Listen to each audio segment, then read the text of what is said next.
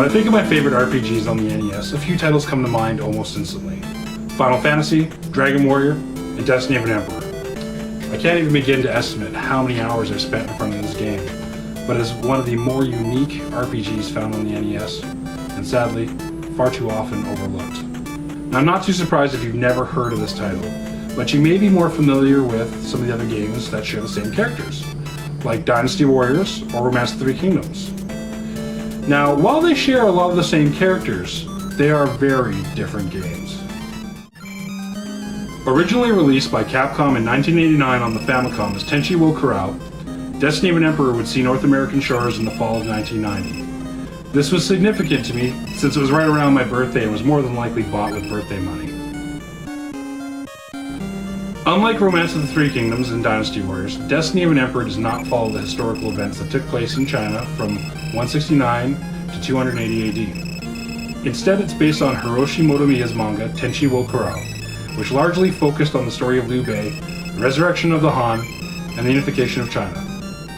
During the intro demo of the game, Capcom included little blurbs for some of the main characters you'll encounter on your journey, and did a great job of setting the mood for the things to come.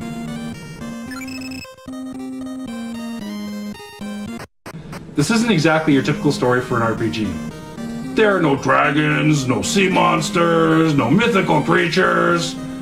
But you know what? It works. And it had me hooked from start to finish. At first glance, the game is very reminiscent of the graphics found in the Dragon Warrior games on the NES, only with a significant Chinese twist. Each character in the game has their own portrait and character sprite, some of them more unique based on their importance in the manga, and considering there are a total of 150 playable characters, this was very impressive. Two of the features I found most appealing when playing this game were that two of your party members would be following behind you on the overworld dungeon and town maps. This was very similar to Phantasy Star on the Sega Master System. However, once you got into battle, it had something unique going for it, which brings me to the second feature. Being able to see your party members animate when they fought in battle. While the animations weren't anything spectacular, it was enough of a visual aid to ignite my imagination and give me a decent visual representation of combat. Looks like your standard RPG fare, right? Well, yes and no. Unlike many other RPGs, your party consists of 7 characters, which can be swapped out when you visit your headquarters. Only 5 of your characters will be visible and usable during battles, while the last 2 are essentially support members. There are no hit points. Instead, you have soldiers, which are represented by a number and a life bar for each of your generals in combat. There are item shops with restorative, resurrection, and utility items, equipment shops that sell weapons and armor, provision shops that sell food. Yes, you have to have food or your soldiers will decrease with every step you take. Now, there's also the headquarters, where you can manage your generals in your party. This is also where the generals you convert after battle will show up if you have no room in your party.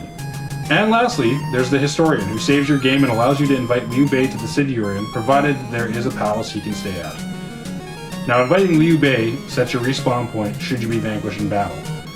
And every time you die, he makes it perfectly clear how disappointed he is in you.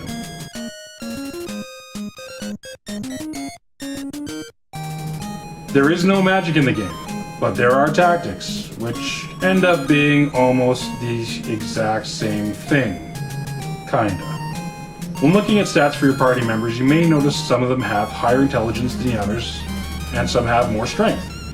Obviously, the characters with higher strength are more suited for combat, while ones with higher intelligence will be more successful at using tactics. Now here's a twist. In order to use tactics, you must designate one of your party members as the tactician. The tactics your tactician has available can be used by any party member in battle. However, the lower the intelligence, the more likely their attempt at using said tactic will fail. Some tactics are exclusive to specific characters, while other tactics may be learned when you level up. Okay, so here's the thing about leveling. When you level up, not all of your generals will increase the amount of soldiers they command. Actually, there's only 7 generals in total. Well, 9 if you include replacements for the 2 that become governors, which are able to increase their soldiers. 5 of which are known as the 5 Tigers.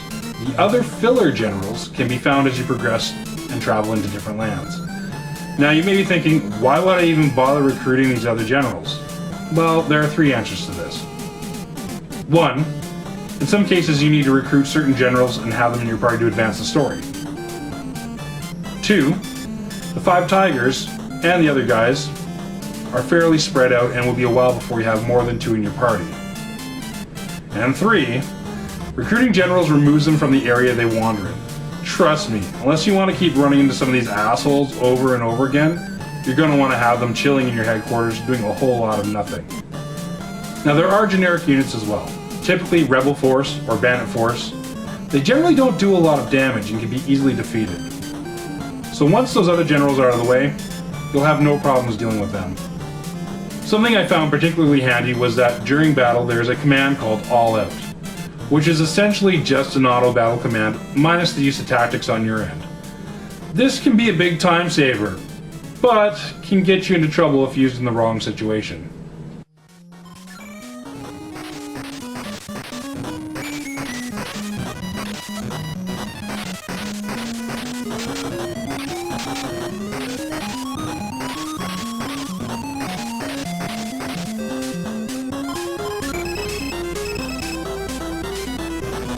Fuck.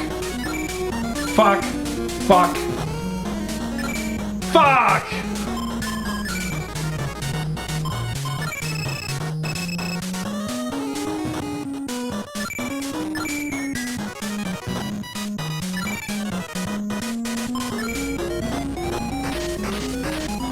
Fucking shit. Liu Bei, fuck you. Destiny of an Emperor has one of the more unique battle systems we've never really encountered since the game was released. Well, at least not North America. And I think a lot of its uniqueness can be attributed to the staff involved in creating the game. The main game designers were Yoshiki Okamoto, known for directing a couple little games like 1942, Gunsmoke, and Forgotten Worlds. Then there's Yoshinori Takanaka, who was also one of the designers on DuckTales, and later went on to be the planner for Breath of Fire and producer for Breath of Fire 3. Producing the game was Tokuro Fujiwara, the man responsible for creating Ghosts and Goblins, and also directed Mega Man 1 and 2, among many other Capcom classics. Now, we can't forget sound. In charge of sound was Hiroshige Tonomura. He was credited as Perro and Tonomura in the game, but he was also responsible for some of the music in DuckTales. Considering what the staff had done previously and what they went on to do, I'm not too surprised that Destiny of an Emperor has remained one of the more favorite games of my youth. So what's wrong with the game? There has to be something, right? Well, there are only a couple things that I could really gripe about. The first thing would be the inventory management system.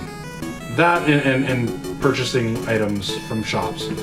Essentially every item that you equip, or every item that you purchase, once you've equipped it or bought it, it kicks you out of the menu, so you have to go back in and start over again.